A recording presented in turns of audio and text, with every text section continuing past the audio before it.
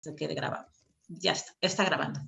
Bueno, pues ahora que se está grabando ya, bienvenidos a todos. Me alegra mucho ver esta participación porque creo que es un día muy importante. Es el convenio que usamos mucho, que estamos aplicando constantemente y que además está teniendo, parece ser, bastante éxito. Entonces, para nosotros era motivo para celebrarlo, que 40 años se dice pronto, hay más de 100 países que lo han firmado y pues nos pareció importante hacer un acto. Debido al coronavirus, pues estos actos son muy complicados, pero bueno, por suerte tenemos el Zoom y a través de esta vía hemos invitado a unos ponentes que bueno, nos encanta que estén aquí porque son para nosotros de lo mejor. El primero es Francisco Javier Forcada Miranda, que creo que necesita poca presentación en tema de sustracción de menores, que está siempre ahí cuando hace falta, y es la persona que, bueno, por lo menos a mí y creo que a muchos otros también nos ha enseñado mucho. Además de Javier, tenemos a Juan Francisco Saricueta Baeza, de Chile, que pues casi lo mismo puedo decir, un experto en la materia. Luego tendremos a Javier Carrascosa González, que será presentado más adelante también por Carmen, pero pues lo mismo una persona que en tema de derecho internacional pues muy conocida. Y para terminar, hemos invitado a Dolors Viñas Maestre, que es un poco el ejemplo que yo sigo siempre cuando hablamos de sustracción, porque tiene las dos partes, ¿no? La sustracción por un lado, pero ella también ha hecho muchas cosas de cómo prevenir esa sustracción. I know all these people. ¿Escucho a alguien de fondo? What they say. Pues ya sin más, sin perder más tiempo, voy a dar la palabra a Javier. Javier, todo tuyo. Y alguien está hablando, pero no sé quién es. A ver, silencio. Alguien que aparece como Dori. Que está Dori, ya está. La hemos silenciado. Dori, te hemos silenciado, sin acritud. Javier, te paso la palabra ya para que... Bueno, pues muchas gracias, Adriana, por la presentación y muchas gracias a SIME por haberme invitado a tomar parte en este acto de celebración de los 40 años ya cumplidos del Convenio de La Haya de 1980.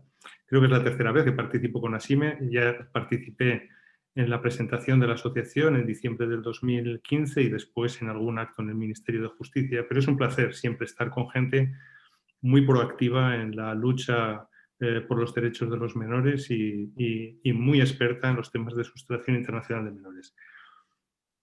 Antes de seguir, sí que me gustaría hacer una pequeña referencia a los ponentes. Yo creo que habéis elegido un elenco de ponentes espectacular. Con Juan Francisco Saricueta he trabajado muchos años, siendo él la autoridad central de Chile. Si recuerdas, siendo la autoridad central, coincidimos en la Universidad de Heidelberg, en Santiago de Chile, sería el 2013, con la conferencia de La Haya también, y después en el 2015 con el Instituto, el International Social Service, en un congreso que también compartimos mesa, trabajamos juntos. De Javier Carrascosa poco voy a decir, es un catedrático, uno de los catedráticos más brillantes que tenemos en España, muy prolífico, y todo lo que escribe tiene una calidad espectacular. Y de Dolors también he de decir que, aparte de ser amiga personal, para mí es una de las magistradas de audiencia provincial de España más dedicadas al tema internacional y una de nuestras especialistas en Derecho Internacional Privado. O sea que el elenco que habéis elegido para presentar o para celebrar los 40 años del convenio me parece espectacular. En lo que a mí personalmente afecta, gran parte de mi vida profesional, sobre todo en el ámbito internacional, ha estado ligada a la Conferencia de La Haya y también en gran medida al Convenio de La Haya de 1980. Mi relación con este convenio, mi relación personal, yo creo que se remonta a un congreso que tuvimos en diciembre del año 2004 en Monterrey, en el norte de México, patrocinado entonces por la Conferencia de La Haya, cuyo primer secretario encargado entonces de este tipo de convenios era William Duncan. Y fue un convenio espectacular en el sentido de que era un convenio en el que se pretendía reactivar la aplicación del Convenio de La Haya de 1980, porque en aquella época se entendía que no se estaba aplicando bien, sobre todo en el ámbito americano.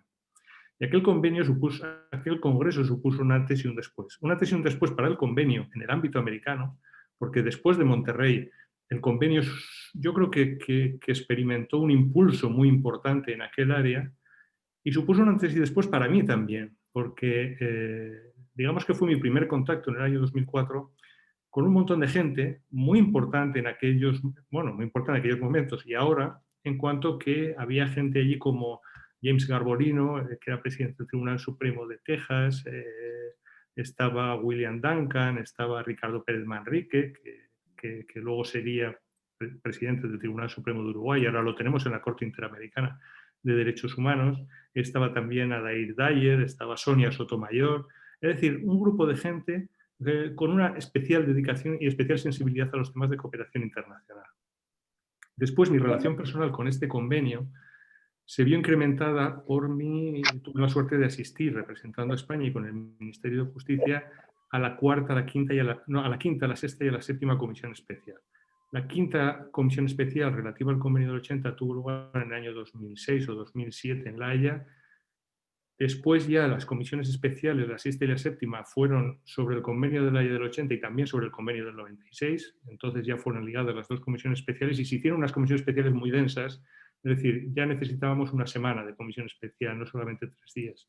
La siguiente comisión especial, que fue la sexta, tuvo lugar en 2011-2012 y la sexta ha tenido lugar en el 2017, con lo cual nos tocará aproximadamente una nueva comisión especial para el año 2022 aproximadamente o 2023. De la conferencia de La Haya y de este convenio, en mi historia personal con este convenio, hay una persona a la que quería hacer una mención muy especial, que es Alegría Borràs. Yo cuando llegué a la conferencia de La Haya por primera vez, en el año 2005 o 2006, con la persona con la que me encontré allí fue con Alegría Borràs, que creo que es una de las más significadas juristas que tenemos en España y que ha sido siempre nuestro punto de contacto con la conferencia de La Haya. Y he de decir personalmente que siempre que he trabajado con Alegría Borràs ha sido un placer. Es una mujer que nunca tiene una mala cara, que nunca tiene una mala disposición, siempre está dispuesta a ayudar. Es una especialista tremenda en todos los temas de la conferencia de La Haya, muy querida en el ámbito de la conferencia de La Haya y con la que siempre me he sentido con un carácter de discípulo absoluto. Siempre me ha parecido una persona de la que cada vez que hemos estado juntos en cualquier congreso de la conferencia, lo único que he hecho ha sido aprender de ella. También he tenido relación con el convenio de La Haya con posterioridad, de una forma muy intensa, desde el momento en que en el año 2009 me nombraron juez de enlace de la conferencia de La Haya, un cargo que todavía sigo ostentando 11 años después, que ya son muchos años. Ese cargo me ha permitido estar en contacto con muchas autoridades centrales, ese cargo me ha permitido estar en contacto con muchos jueces de enlace de la conferencia de La Haya. Actualmente el número de personas que pertenecen a la red internacional de jueces de la conferencia de La Haya será de unos 138 o 139 jueces que pertenecen a 87 países. Tenemos reuniones mundiales cada cierto periodo de tiempo. Este año vamos a tener una reunión en Singapur, que evidentemente ha sido cancelada definitivamente y sin edie por el tema de la COVID, pero que supongo que se reanudará el año que viene o dentro de 2 años, si ello es posible. Y la verdad es que en ese ámbito siempre también he tenido la oportunidad de conocer a gente que yo considero que pertenecen al mundo del activismo judicial. Es decir, los jueces que se dedican a la cooperación internacional, y muy especialmente en este ámbito del Convenio de La Haya de 1980, son jueces que tienen una cierta especialidad. Y no lo digo especialidad en el sentido de que estén especializados, sino que tienen una especial sensibilidad, sobre todo con los temas de los menores y con los temas de la responsabilidad que los estados tienen para llevar a cabo bien la cooperación internacional. Hay un paradigma de persona a la que me gustaría citar expresamente, que es Matthew Thorpe. Matthew Thorpe ha sido una persona que, aparte de ser un jurista brillante, ha sido un amigo en toda regla y una de las personas más activistas en el campo de la cooperación internacional, sobre todo en relación con jueces. Él ha sido el promotor desde la reunión de Nuremberg de 1998 de la Red Internacional de Jueces de la Conferencia de La Haya. Yo creo que sigue activo de una manera o de otra en temas de activismo judicial y en temas de cooperación jurídica internacional. Ayer tuvimos una sesión también de celebración de los 40 años de la Conferencia de La Haya, patrocinada por la International Association of Family Lawyers. Tenemos aquí a Carolina Marín Pedreño, que dirigió las sesiones de ayer, una sesión muy emotiva también por el fallecimiento, la desaparición de Mary Hutchinson, otra persona espectacular en todos los sentidos, como persona humana y como gran jurista. Y también se celebraban en aquella reunión estos 40 años de la conferencia del convenio de 25 de octubre de 1980. Se hizo un pequeño repaso entonces acerca de los orígenes de este convenio, es decir, cómo se inició con una propuesta canadiense varios años antes, serían los años 76, y se citó una persona que era Adair Dyer. Adair Dyer fue una persona que en el proceso de elaboración del convenio había redactado el cuestionario que luego se debatiría después en una comisión especial posterior. Yo conocí a Adair Dyer en Texas en un seminario que hice en Estados Unidos, y como todas las personas que he visto conectadas a la vida inicial de este convenio, era una persona también espectacular en el sentido jurídico y en el sentido personal. Y todas estas personas que he conocido vinculadas a los orígenes del convenio de la Haya 1980, incluida, por supuesto, y no me puedo dejar, a Elisa Pérez Vera, son personas especiales. Todas estas personas que he conocido son especiales.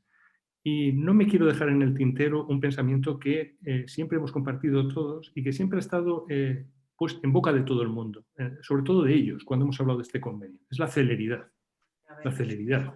Y cuando en el año 1980 se creó este convenio de restitución, todos los que participaron en la celebración de este convenio tenían siempre muy claro el hecho de que al ser no un convenio de cooperación, sino un convenio de restitución, solamente en el caso de que se actuase con celeridad, podría llegarse a un final feliz, es decir, podría llegarse a un cumplimiento efectivo del convenio de una manera satisfactoria. En mi experiencia personal, y sobre todo en el ámbito de la Unión Europea, yo tuve una cierta tristeza cuando se aprobó finalmente el reglamento Bruselas 2 bis refundición, que es, como todos ustedes saben, en el 2019/1111, que entrará en vigor, entrará en aplicación dentro de un par de años.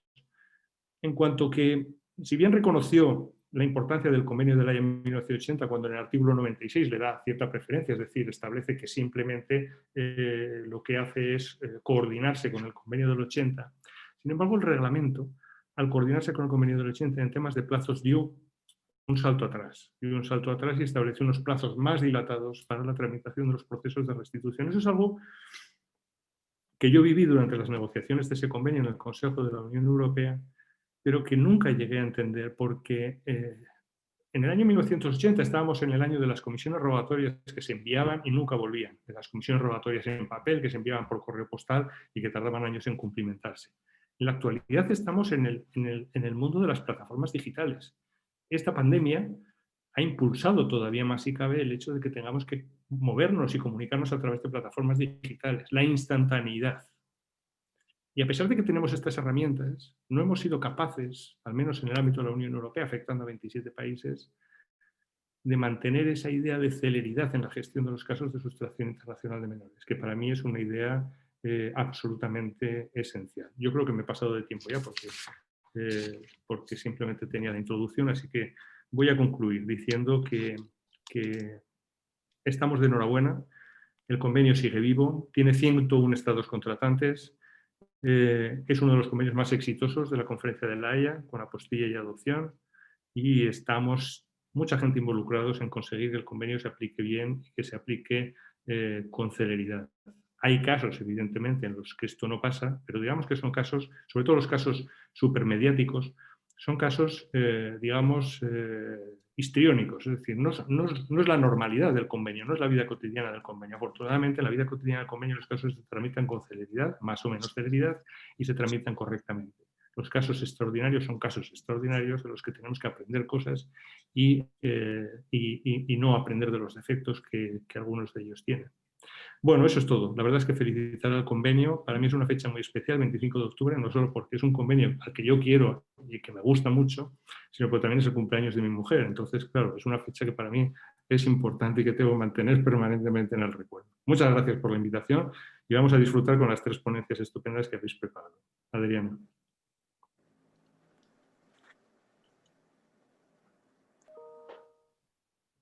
Muchas gracias, Javier.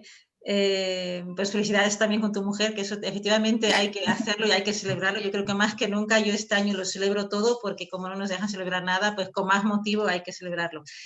No te has pasado del tiempo porque los que nos hemos pasado hemos sido nosotros que hemos empezado tarde y el que empieza tarde pues se va arrastrando. Por eso yo ya no voy a decir nada más porque no tengo nada que añadir a lo que ha dicho Javier, evidentemente, y paso la palabra a Carolina. Hola, buenas tardes a todos. Lo que no ha comentado Javier es que ayer se mencionó a España como ejemplo de país donde se ha evolucionado tanto y de forma positiva en la aplicación del convenio. Y se comentó que esa labor ha sido, ese resultado ha tenido mucho que ver con su trabajo como juez de enlace. Entonces, este éxito es un éxito colectivo, tanto de abogados, de jueces, de autoridades centrales, y eso es lo que estamos celebrando aquí esta tarde. Es un placer tener con nosotros a Juan Francisco Zarricueta, miembro de ASIME, socio también y fundador de AIJUDEFA, la Asociación Internacional de Juristas de Habla Hispana, fellow de la International Academy of Family Lawyers. Y lo interesante de Juan Francisco es que fue director de la Autoridad Central de Chile durante 10 años y ahora es abogado particular, ahora representa a padres en temas de sustracción de menores.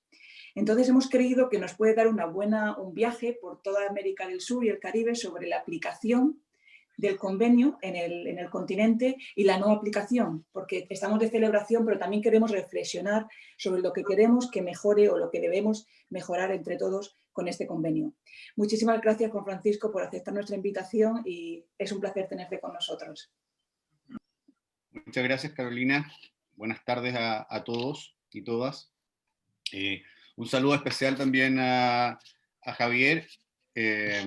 Efectivamente, estaba también haciendo memoria de la cantidad de tiempo que nos conocemos. Efectivamente, yo lo conozco desde que partí trabajando en la Autoridad Central de Chile. Me acuerdo que llevaba pocos meses y se me invitó a una reunión en Cartagena de Indias, que fue donde conocí a Javier Forcada, y efectivamente nos hemos ido topando en distintos lugares mientras estuve en mi rol de jefe de la Autoridad Central de Chile, como bien recordaba él, en una comisión especial en Bruselas, en la Comisión Especial de la Haya, él en el año 2011, que yo la recuerdo con mucho cariño porque fue una comisión muy participativa donde el bloque latinoamericano tuvo, con apoyo, por cierto, de España, tuvo mucha participación y, entre otras cosas, logramos levantar la idea de realizar una guía de buenas prácticas que después de muchos años finalmente vio la luz, que es la guía de buenas prácticas sobre el artículo 13b. La verdad es que mi camino vinculado al tema de la sustracción internacional de niños y en especial al convenio de la Haya de 1980 ha sido largo y bien enriquecedor. Como decía, estuve casi 10 años en la Autoridad Central de Chile, donde me tocó conocer a muchas personas de autoridades centrales, de muchos jueces de la red de jueces con quienes todavía mantengo mucho contacto, pero también empecé de a poco a conocer a abogados que se dedicaban desde el ejercicio privado a esta materia, desde donde empecé a tener contacto, y hoy día puedo decir que tengo grandes amigos precisamente como Carolina Marín, como Daniela Horvitz, que nos acompaña desde Chile, como la propia Carmen Varela, que también es una apasionada de esta materia, bueno, y toda la gente de ASIME, así que también estoy muy contento de ser parte de esta organización hace algunos meses. Efectivamente, es bien interesante este paso que de alguna manera tuve desde el mundo público al privado para ver cómo funciona este convenio desde esas distintas miradas, ¿eh? Y también tomar un respiro, mirar hacia atrás y ver cómo ha evolucionado, al menos en la región latinoamericana, este convenio, pero también en nuestra interacción con otras regiones del mundo, en especial con Europa, con Oceanía, porque al menos desde Chile tenemos una colonia importante de chilenos en Australia, también hay en Nueva Zelanda, así que también hemos tenido bastantes casos con esos países en su momento. Yo todavía digo tenemos, porque si bien ejerzo como abogado privado y desde entonces he tomado varios casos de sustracción, me sigo sintiendo parte muchas veces de la autoridad central y me cuesta un poco sacarme somos. De hecho, está en el público Javiera Verdugo, que es la actual jefa de la Autoridad Central de Chile, que es una gran amiga y con la que cada cierto tiempo conversamos, compartimos experiencias sobre lo que nos está pasando a cada uno en su lugar respecto de este tipo de materia. ¿Cómo ha evolucionado el convenio? En lo procesal yo creo que hay un tema súper importante y ahí es como el contrapunto, al menos en lo formal, con lo que señalaba Javier hace un momento, y es que fuimos caminando de a poco en la región hacia el establecimiento de procedimientos de urgencia o más expeditos. Hay un antecedente importante y es lo que se le denominó la ley modelo, que es un documento que elaboró un grupo de juristas latinoamericanos encabezados por Ricardo Pérez Manríquez, que también se refirió Javier hace un momento, que para los latinoamericanos es como es uno de los principales referentes en materia de sustracción internacional, por cómo ha empujado en la materia, el empeño que le ha puesto, el liderar en su momento un grupo de jueces y de juristas en general, que terminaron elaborando esta ley modelo que sirvió de inspiración para las legislaciones de algunos países como Uruguay y como Chile, que efectivamente tenemos desde el año 2015, desde fines del 2015, un procedimiento especial, que es más urgente, que establece audiencia única, y una serie de recomendaciones que hace que efectivamente en la práctica, salvo que haya algunos problemas para ubicar el paradero del niño o niña retenido ilícitamente, se tramita, al menos en primera instancia, en el plazo de 6 semanas. Yo diría que en la mayoría de los casos es así. Pero, lamentablemente, este avance, al menos en lo formal de algunas jurisdicciones en Latinoamérica respecto de tener procedimientos de urgencia, choca en la práctica con los verdaderos resultados. Yo estuve pensando un poco, reflexionando sobre cuáles eran los países que estaban con mayores problemas, desde mi experiencia, en el cumplimiento del Convenio de la Haya, que ahí en el fondo esa es la gran reflexión que siempre queda. ¿Cuáles son los países que por muy participativos que estén en las redes de autoridades centrales, de jueces de enlace, las redes de abogados privados dedicados a esto, chocan con procedimientos lentos, con sistemas de justicia que son poco expeditos, y eso, por lo menos en mi recuerdo, desde la autoridad central en su momento, en la región al menos, nos pasaba bastante con Brasil. Brasil es un país donde sigue siendo un poco una suerte de maraña el tema de los distintos instancias, etapas, por donde entra, la tramitación que se le da, y al menos en mi experiencia, todos los años que estuve en la autoridad central, jamás logramos una restitución, llevar a cabo una restitución independiente que hubiéramos obtenido alguna sentencia en ese sentido. También yo diría que un problema, y que no dice relación solo ahora recientemente con el tema de la crisis institucional que vive Venezuela, es un país que siempre ha tenido problemas desde el punto de vista de la administración, la celeridad en la comunicación, el ser un ente que reaccione rápido. Y eso nos pasa, yo por lo menos lo recuerdo con muchos países donde era bastante paradojal que desde en Chile se enviaban solicitudes y podían pasar meses sin obtener respuesta, pero cuando era al revés, eran los primeros en preguntar rápidamente e insistir en qué estaban las causas, el estado de la tramitación, y ser muy exigentes respecto del resultado de los mismos. Y ahí debo decir, lamentablemente, que uno de las autoridades centrales que tenía bastante ese comportamiento era la Autoridad Central de España. Si se pedía informaciones a la Autoridad Central de España, no necesariamente respondía muy rápido, pero no podíamos no responder rápidamente a los requerimientos que dicha autoridad nos hacía. Ahora, efectivamente, yo considero que la respuesta de España en particular, a través de la labor que hace la abogacía del Estado en los distintos estados, ha sido fundamental, y yo creo que ahí también la labor desde el rol de juez de la red de enlaces de Francisco Javier Forcada fue fundamental en su momento, porque efectivamente se notó un trabajo y hubo una evolución en los tiempos de respuesta, en los tiempos la duración de los procedimientos, tanto en primera como en segunda instancia, ante las cortes provinciales. Por lo tanto, de ahí me salto a un tema que es el siguiente, que dice relación con la importancia de las distintas redes, en este caso de la red de jueces.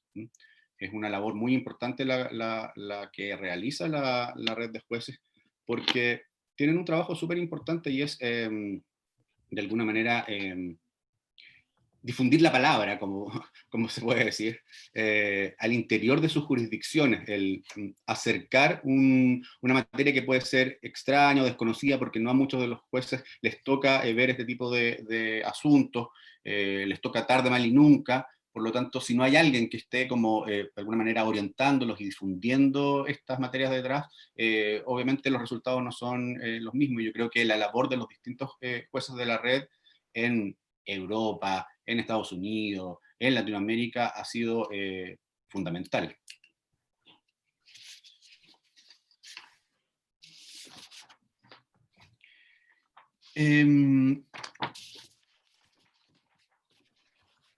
Contarles también, quería hacer una reflexión respecto de otro tema que resulta bastante relevante, y es el tema de la asistencia jurídica gratuita, que en el fondo es un gran escollo para aquellos países donde los usuarios del sistema no tienen la posibilidad de contratar un abogado privado y por lo tanto quedan entregados al sistema que cada uno de esos países tenga.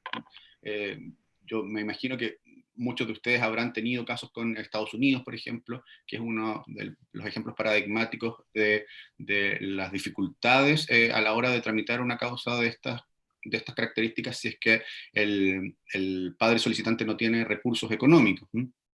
Pues Estados Unidos hizo reserva respecto del artículo 26 en cuanto a la gratuidad y por lo tanto no se compromete derechamente a proporcionar ningún tipo de servicio jurídico gratuito, no obstante tener la autoridad central estos listados de abogados pro bono o de honorarios reducidos. Yo creo que ese es un gran contraste con lo que sucede, por ejemplo, en España o en Latinoamérica, donde todos los países se proporcionan servicios de asistencia jurídica gratuita. Unos mejores que otros, unos más expeditos que otros, pero siempre está la posibilidad de que el padre requiriente de algún otro país pueda acceder a este servicio sin costos.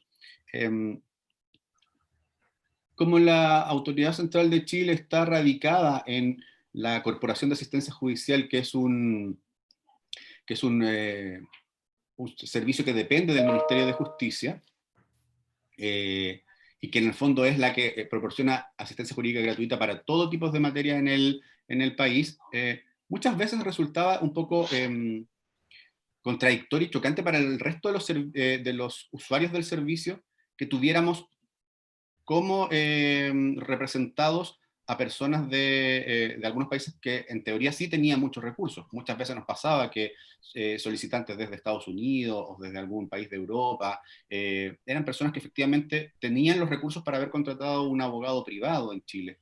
Sin embargo, la Corporación de Asistencia Judicial los representaba de manera gratuita y se daba la paradoja que a veces, precisamente por estar siendo representados por la corporación, la madre o padre sustractora no tenía acceso a asistencia jurídica gratuita. Entonces, muchas veces tuvimos que lidiar con eso y es un tema que yo creo que hasta el día de hoy no ha podido ser resuelto. Y ahí lo enlazo con otra cosa, que es con la importancia de las redes, no solo como me referí delante a las redes de autoridades centrales o de jueces de enlace. Yo creo que esta instancia es muy importante porque resulta súper relevante tener abogados privados dedicados a esta materia, que conozcan esta materia, pero no solo desde el punto de vista del padre requirente, sino que también desde el punto de vista del padre o madre sustractor, porque yo creo que todos los abogados que nos dedicamos a esta materia y que en algún momento hemos, por ejemplo, asumido la representación de un padre o madre sustractor, sabemos que lo que tenemos que tener en consideración es la correcta aplicación del convenio. Y desde ahí, en el fondo, es importante que asociaciones como este tipo difundan cuál es el verdadero sentido del Convenio de la Haya, cuál es el norte final, que es el interés superior del niño, y en particular a no ser sustraído o retenido ilícitamente en otro lugar. Y desde el punto de vista ético, que la aplicación de este convenio tenga los estándares éticos que nos obliga, a los que nos obliga nuestra profesión. Más de alguno le ha tocado tener que lidiar con contrapartes que construyen de manera artificial circunstancias para tratar de acreditar excepciones que en realidad no existen. Y es ahí donde nosotros como abogados dedicados a este tema tenemos que dar una batalla día a día en los tribunales para lograr que el convenio sea aplicado de manera correcta. También en la medida en que nosotros conocemos, ayudamos al sistema y en particular a los jueces a que apliquen de manera correcta el convenio y, por ejemplo, no confundan un juicio de estas características con un juicio de custodia, que es lo que yo creo que le ha pasado muchas veces a la mayoría de nosotros. Finalmente, en términos como de desafíos, yo creo que precisamente lo que les comentaba recién, uno de los desafíos sigue siendo, a pesar de que este convenio lleva ya 40 años, un desafío importante sigue siendo su difusión. En el ejercicio profesional nos seguimos topando todo el tiempo con personas que no conocen la existencia de este convenio, que tardan meses en iniciar una solicitud de restitución porque no saben que existe este mecanismo, pero también la difusión, como les decía antes, al interior de la judicatura y en general en conjunto con los demás intervinientes del sistema. Yo creo que esa es una labor de la que no nos podemos restar. Es parte importante de los que somos apasionados con el convenio de 1980, el difundir su existencia. Eso obviamente de la mano con, por otra parte, el tema de la formación de los jueces. Yo sé que hay países donde el tema de la formación de jueces ha sido súper importante. De hecho, en Centroamérica hay distintos países que han estado en el último tiempo, incluso aprovechando ahora la pandemia, capacitando a sus magistrados para poder aplicar de manera correcta el convenio de la Haya, lo que me parece maravilloso. Nosotros en su momento tuvimos en Chile un momento importante de formación de jueces con la ayuda del juez de enlace de Chile, que es don Hernán López. Yo creo que es un tema que se ha descuidado en el último tiempo, precisamente porque, bueno, cada actor ha tenido demasiado trabajo y como le pasa a la mayoría de las autoridades centrales, los jueces, los recursos son pocos y las exigencias son muchas. Pero en la medida en que se puede, siempre está la idea de seguir coordinando la difusión. Y yo creo que otro tema súper importante también es precisamente el que podamos utilizar todas las guías de buenas prácticas, porque en el fondo detrás de ellos hay un trabajo importante, hay personas que han estado dedicadas a estudiar los distintos temas, existe un catálogo importante de guías de buenas prácticas, hay uno sobre mediación en materia de sustracción, uno sobre visitas, y el más reciente que es la guía de buenas prácticas sobre la excepción del artículo 13b, que yo sé que hay mucha gente que ya la ha empezado a utilizar. De hecho, ayer en la charla que se hizo en la International Academy of Family Lawyers, se comentó por parte de Carolina que efectivamente ella sabía, ella usaba, y yo también lo he usado ya en algunos juicios recientes, citando buenas prácticas para que efectivamente el tribunal que conoce un juicio las entienda y pueda analizar de mejor manera la aplicación de esa excepción que es especial, pero que de alguna manera tiene una reacción tan amplia que muchas veces puede llevar a algún tipo de equívocos. Bueno, la verdad es que yo creo que ya me estoy pasando en mi tiempo. Este es un tema que a mí me apasiona mucho, pero quiero dejar la palabra para los ponentes. Muchas gracias, Juan Francisco. La verdad que las reflexiones las compartimos en esta parte del mundo, porque el tema de las ejecuciones es una problemática actual en Europa, sobre todo con los países del este de Europa. El tema de la asistencia jurídica gratuita también, no solo Estados Unidos, también Rusia, tenemos ese problema. Entonces son reflexiones y problemillas que sí que los compartimos también en Europa. Muchísimas gracias. Solo quería hacerte una pregunta personal. Yo me acuerdo que estabas tú en la Autoridad Central con el caso Abbott versus Abbott. ¿Tú crees, estabas en la Autoridad Central en ese momento o en el 2009? El caso de Abbott versus Abbott es más antiguo, llegó a la oficina internacional, que es la Autoridad Central de Chile, antes que yo entrara a la oficina, pero sí me tocó colaborar cuando se le solicitó información a la Autoridad Central de Chile para la vista de esta causa que ya estaba a esas alturas en la Corte Suprema de Estados Unidos. Y para nosotros fue muy importante, no solo porque posicionó a Chile en el concierto mundial a raíz de este caso, sino que porque también nos sirvió para argumentar un tema que para nosotros siempre era complejo, y era acreditar que el padre no custodio, de acuerdo a la legislación chilena, de todos modos tenía derecho de custodia, de acuerdo a lo que establece el convenio de La Haya, que es una mirada distinta de lo que se entiende por derechos de custodia. De hecho, lo utilizamos muchas veces después de que se dictó el fallo Abbott versus Abbott. Recuerdo un caso a los pocos meses en Australia, donde el tribunal australiano precisamente recogió la argumentación del caso Abbott versus Abbott. Así que es un tema que sigue siendo relevante para nosotros hasta el día de hoy. Yo en estos momentos colaboro, tengo un cliente con un juicio de restitución en Estados Unidos, y donde precisamente a mí se me ofreció como testigo experto para hablar sobre los derechos de custodia de acuerdo a la legislación chilena, y la jueza obviamente, cuando me interrogó, conocía el caso Abbott versus Abbott, y en el fondo quiso indagar un poco más, así que fue bastante interesante y saber que sigue siendo súper importante. Sí, muchísimas gracias de nuevo. Y ahora le doy la palabra a Carmen Varela. Muchas gracias. Carmen, ¿estás por ahí? Carmen. Javier, no te preocupes, que Javier seguro que te presenta. Gracias, Carolina, gracias, Juan Francisco. Y bueno, el siguiente ponente es Javier Carrascosa. Yo, bueno, creo que lo mejor que puedo hacer por todos nosotros es hablar con Javier Carrascosa hable mucho. ¿Por qué? Pues porque todos los que nos dedicamos al derecho, a la sustracción de menores, al derecho internacional de familia, lo conocemos. Yo he cometido el error de pedirle el currículum. Bueno, imposible, porque claro, me parece que son 20 páginas de currículum.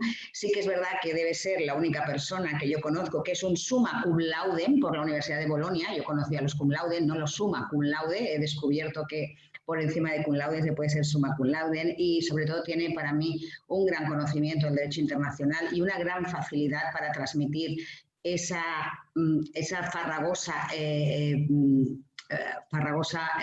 ley, convenios y jurisprudencia de una forma muy, muy amena y que engancha. Por lo tanto, Javier, yo no te veo, pero supongo que estás allí y entonces, pues, todo tuyo. Muchísimas gracias. Por cuestiones técnicas, primero tengo que preguntar a los organizadores si se me ve y se me oye. Ahora sí, Javier. Se te ve y se te oye perfectamente. Correcto. Pues, Javier, una cuestión de orden para todos los demás. Lo que se puede hacer, el Zoom lo permite, ahí arriba a la derecha lo tenéis, la vista del hablante. Como somos 57 participantes, se va pasando de página. Entonces, el que quiere ver, o sea, nos vemos todos, o se da a la vista del hablante y veremos a la persona que está hablando. Todo tuyo, Javier. muchísimas gracias. Bien, para mí es una satisfacción estar aquí. Debo decir que esta pandemia no tiene nada de bueno y que estas situaciones que nos han tocado soportar son realmente duras, pero creo que es mejor la esperanza que la desesperación, y una de las cosas bonitas que tiene esta situación es que paradójicamente se refuerzan los lazos entre las personas. De alguna manera, gracias a esta tecnología, estamos aquí celebrando los 40 años del Convenio de La Haya y estamos aquí reunidos un conjunto de personas que a los que nos gusta el derecho internacional privado y que estamos seria y profundamente comprometidos en la defensa del interés del menor. Y eso también hay que celebrarlo. Por tanto, en primer lugar, y voy a ser breve en los agradecimientos, porque si no agotaría los 30 minutos que rigurosamente me ha concedido la organización, quiero agradeceros a todos vuestra presencia, a Sime, por supuesto, por haber contado con mi presencia y por haber organizado este evento. En particular quiero agradecer a Carmen Valera, a Lola López Muelas, esa auténtica force de la nature de Murcia, que está siempre en todos sitios. Quiero agradecer también a Adriana el trato que ha tenido conmigo y lo que hace por enlazar en España con el Reino Unido, Carolina Marín, the Queen of England, que está siempre en primera línea, en la pole position, en la starting grid. Ok, y dicho esto, quiero deciros que, como sabéis, yo soy catedrático de Derecho Internacional Privado, pero también ocasionalmente he llevado algunos casos y sobre todo hago muchos dictámenes sobre supuestos de derecho de familia internacional y de sustracción internacional de menores. Yo he recorrido la galaxia jurídica del derecho internacional privado desde un extremo al otro. Yo he visto cosas muy raras, muy raras.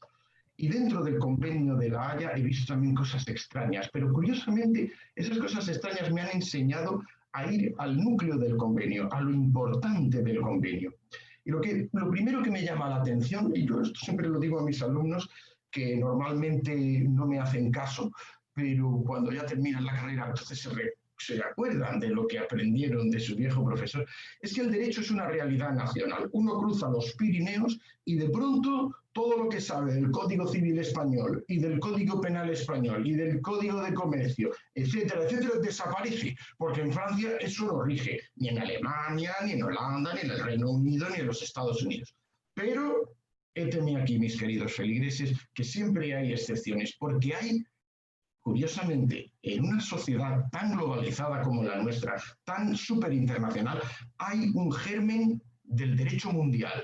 Hay ciertos convenios que son derecho positivo y vigente en un sinfín de estados. Y como ha sido antes destacado por el gran Javier Forcada, el convenio de La Haya de 25 de octubre del 80 es derecho positivo en 101 estados de la Tierra. Considerando que la Tierra tiene 197 estados, eso quiere decir que más o menos estado arriba, estado abajo, en la mitad del globo terráqueo se aplica este convenio. De manera que un abogado, como la mayoría de los que estáis aquí, un abogado especialista en este convenio puede actuar perfectamente ante un tribunal en aplicación de este convenio en Portugal, en España, en Marruecos, en los Estados Unidos de América.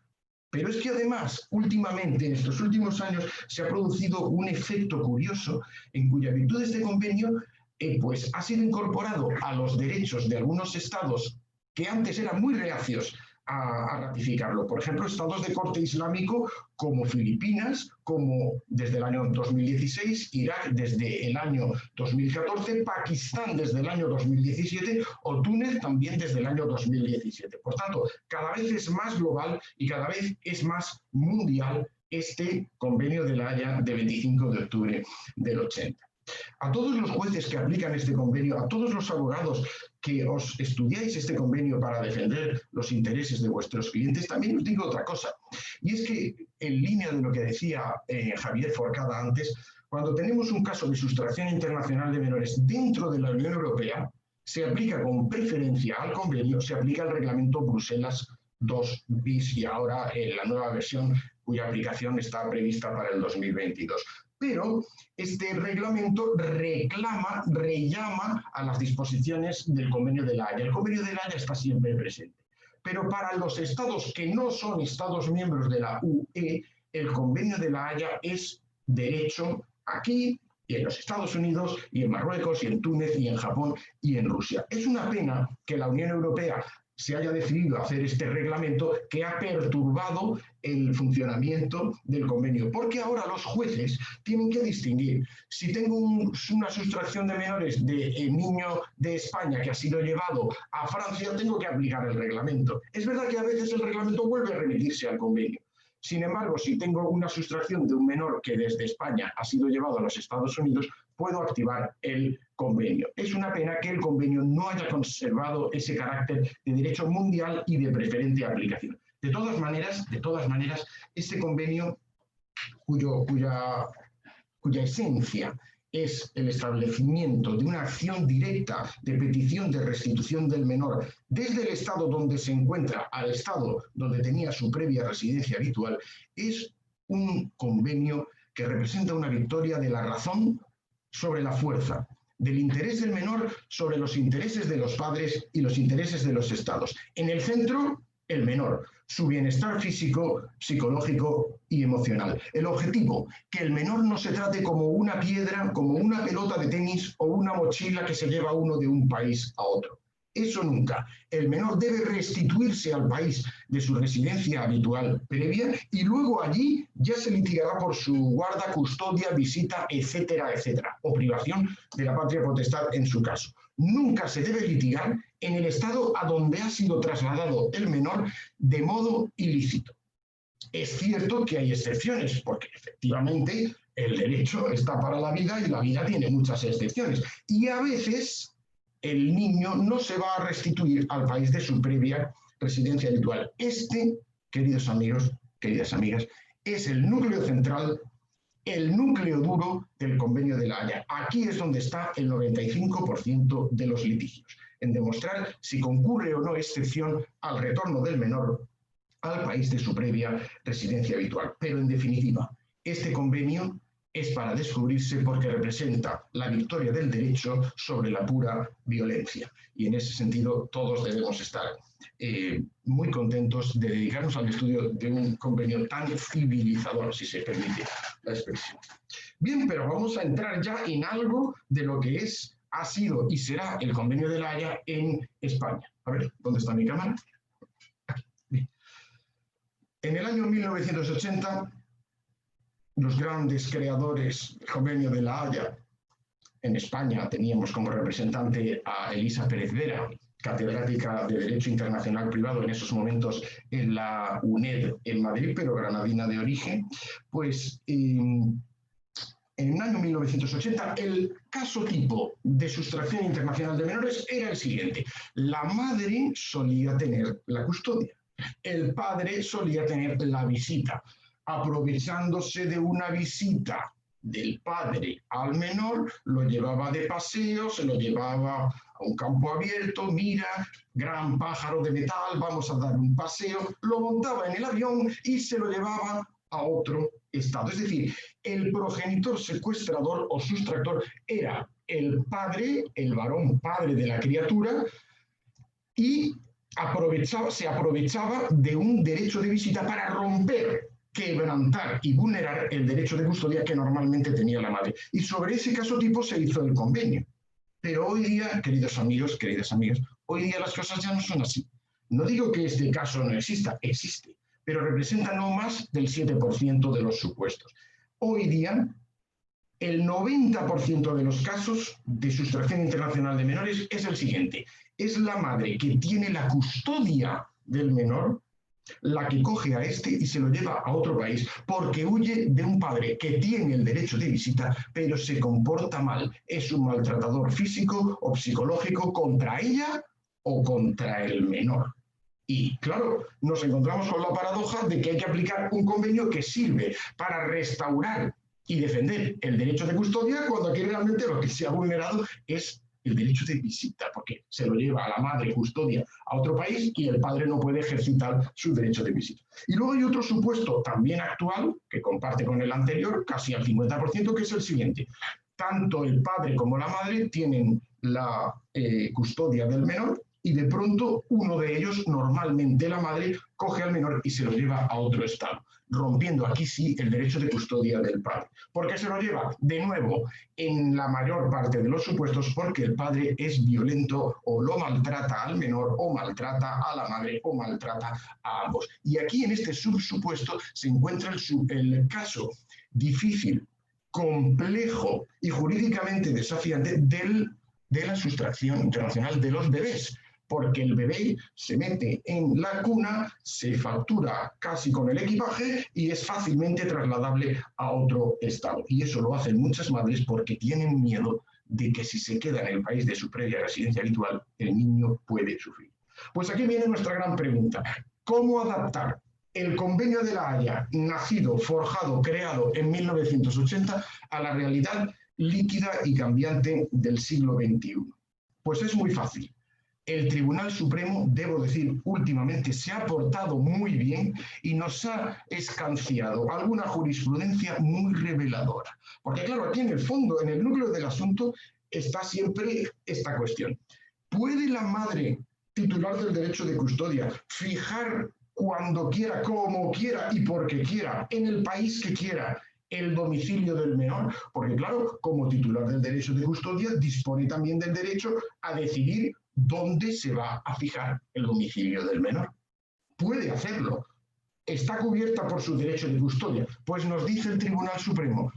Por supuesto que puede, naturalmente. El custodio dispone del derecho a trasladar el domicilio del menor desde un país a otro, pero, ojo al dato, atención queridos amigos, queridas amigas, el cambio de residencia al extranjero del progenitor custodio puede ser judicialmente autorizado únicamente en beneficio e interés de los hijos menores, bajo su custodia, que se trasladen con él. Esto es, la madre dice, me voy a Malta donde he recibido una oferta de trabajo, caso real, y el padre dice, bueno, ya sé que tú puedes fijar donde quieras el domicilio del niño, pero es que si te lo llevas a Malta, yo estoy en el paro, no puedo ir a visitarlo y tú no vas a volver.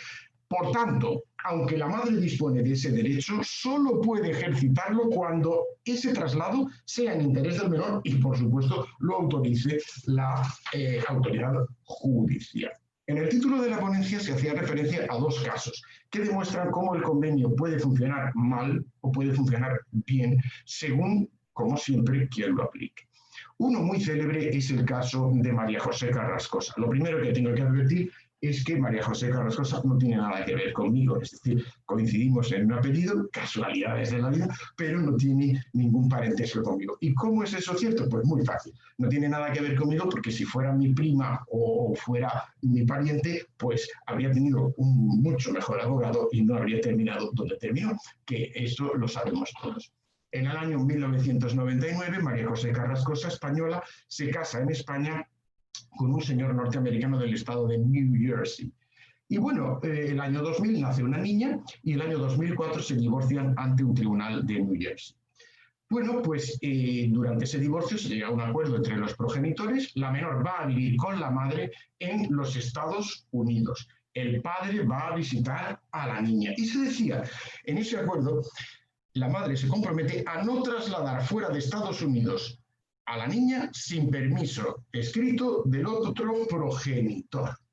¿Pero qué ocurre? Pues que en enero del año 2005, donde no había pasado ni un año, la madre coge a la niña, se la lleva de la manita, la monta en un gran pájaro de metal llamado avión y se la lleva a Valencia.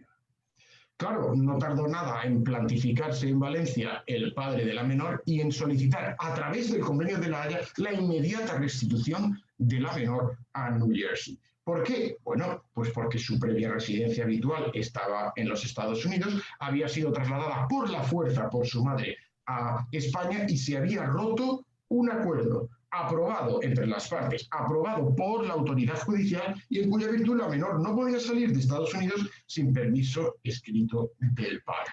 Bueno, pues sorpresa, sorpresa, la, ¿qué hace el Tribunal de Valencia? No solo en primera instancia, sino también en apelación. Pues saca la bandera nacional, se envuelve en ella y dice, bueno, es que ese acuerdo entre los padres era una mera declaración de intenciones sin fuerza legal y además es que es gravísimo. ¿Cómo vamos a dar fuerza en España a ese acuerdo que decía que la niña no podía abandonar los Estados Unidos sin autorización judicial y la madre tampoco? Es que eso va en contra del derecho a la libertad de circulación que tienen todos los españoles en el artículo 19 de la Constitución española y en consecuencia denegó el retorno de la menor a los Estados Unidos porque dijo que el traslado no era ilícito. Pero vamos a ver, sinceramente me cuesta mucho localizar e identificar una sentencia o un auto en la jurisprudencia española que haya seguido una perspectiva más nacionalista, más provinciana y más paleta en la aplicación de un convenio internacional. Porque, vamos, decir que la Constitución española garantiza una libertad sin límites a la circulación es desconocer que todos los días todos los jueces de España dictan alguna resolución judicial en la cual se limita el movimiento de las personas en España o fuera de España, por razones perfectamente justificadas, entre otros, por defensa del interés del menor. Y bueno, eso de decir que el acuerdo entre los padres era una mera declaración de intenciones es más falso que un euro de madera y, por tanto, constituye simplemente una excusa para aplicar mal el convenio. Este es un ejemplo de cómo se aplica mal el convenio. ¿Y por qué? Pues muy sencillo, queridos amigos, queridas amigas, por lo siguiente. La madre se le ocurre la brillante idea de regresar a los Estados Unidos en agosto del año 2006 para arreglar algunos asuntos, decía.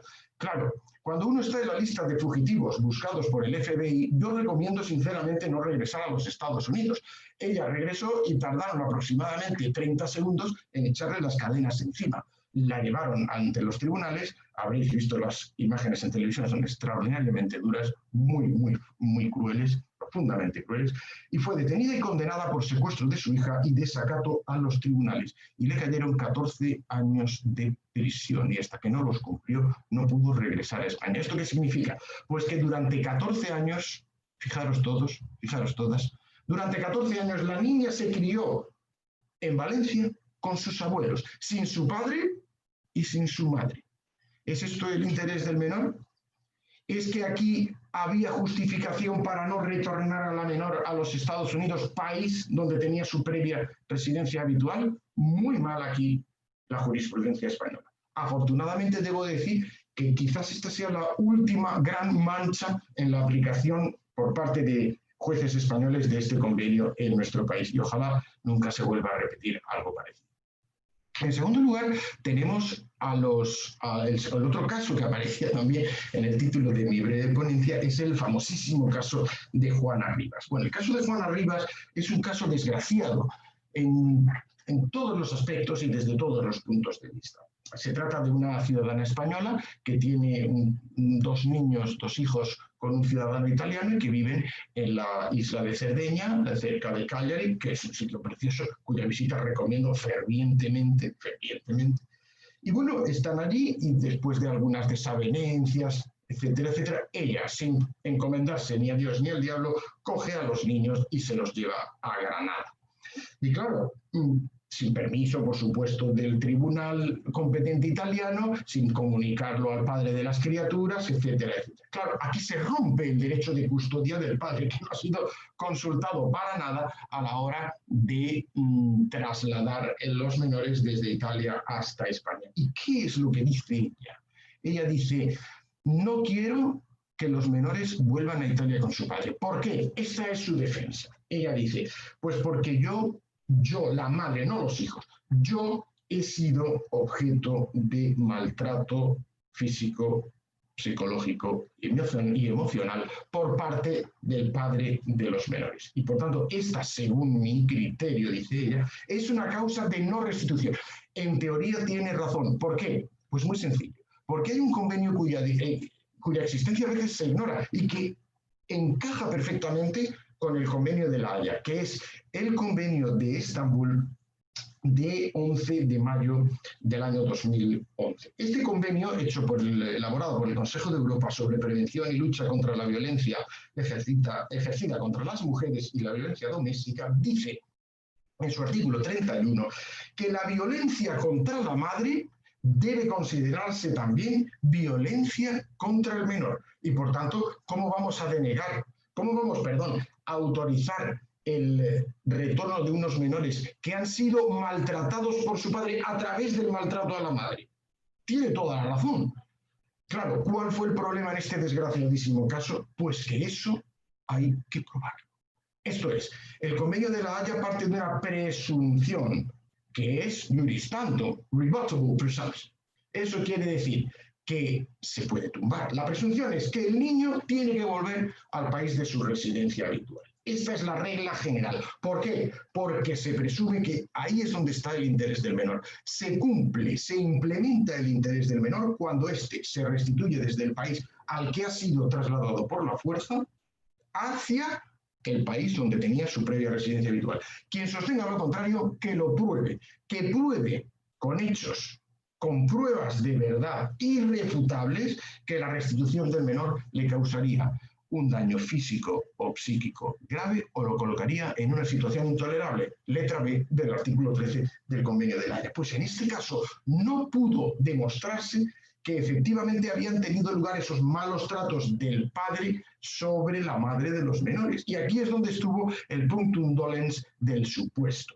Claro, ¿por qué? Porque lo único que se tenía era una condena de conformidad en la cual no tenemos prueba de los hechos de que había habido un incidente de violencia doméstica hacía 9 años y además posteriormente a ese momento ella y el padre de los hijos habían tenido un segundo hijo. Por tanto, como el peligro para los menores y el atentado contra la integridad física o psíquica de la madre, que es una violencia contra los menores, tiene que ser un peligro y un daño actual y real, pues un episodio aislado cuya prueba no existe y que ocurrió hace 9 años fue insuficiente para denegar el retorno de los menores. Luego este caso se complicó, obviamente, con perfiles penales al permitir Juana Rivas que los menores pues no fueran devueltos cuando ordenó la autoridad judicial y una condena penal, etcétera, etcétera, como todos sabéis. Hay una novedad en este caso.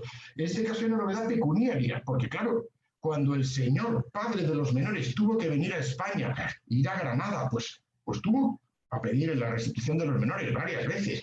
Tuvo que pasar varios meses en Granada, creo recordar que 2 o 3 meses. Eso comporta unos gastos. Pues bien, el tribunal también condenó a Juana Rivas a pagarle los gastos que toda la estancia en Granada, más o por supuesto las costas, toda la estancia en Granada de este padre de los menores le había generado. Esto es una novedad, y es una novedad interesante porque los casos de secuestro internacional de menores, subrayo, son internacionales, son transfronterizos, y cuando uno va a otro país gasta mucho más dinero que si va a Almería o va a Cádiz, por ejemplo.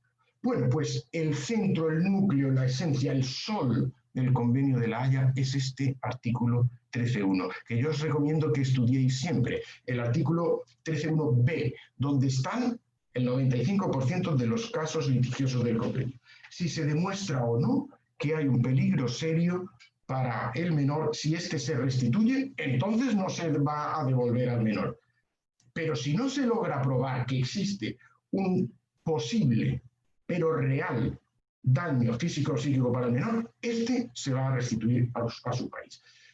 Yo que me he pasado toda la vida estudiando, y sigo, jurisprudencia y sentencias, creo que es posible realizar una clasificación en 3 grupos de los casos que se han ido presentando en la jurisprudencia. En la lista A tenemos los casos en los cuales los tribunales han dicho que no hay daño para el menor, pese a lo que alegan algunos progenitores. En la lista B tenemos los casos en los cuales te dicen sí hay daño para el menor y no se va a restituir. Y en la lista C tenemos los casos dudosos. Algunos tribunales dicen que hay daño para el menor, otros dicen que no hay peligro de daño para el menor y se restituye o no según el criterio del tribunal. Voy a daros algunos ejemplos porque pueden ser iluminadores en algunas circunstancias. Por ejemplo, que el padre que pide la restitución y con el que el menor va a convivir si se restituye, pues practica la medicina alternativa, el naturismo, el yoga, la astrología y el nudismo. Hombre, entiendo que a lo mejor el padre no es Brad Pitt, pero esa no es causa para denegar la restitución del menor. El menor se devuelve. Tampoco hay daño para el menor. Cuando se dice, es que el niño estaría mejor en el país a donde ha sido trasladado, no se trata de eso. Se trata de devolver al menor a su ambiente natural, al país donde tenía su centro social de vida, donde está yendo al colegio, donde tiene a sus amigos, donde tiene todas sus relaciones sociales, etcétera, etcétera.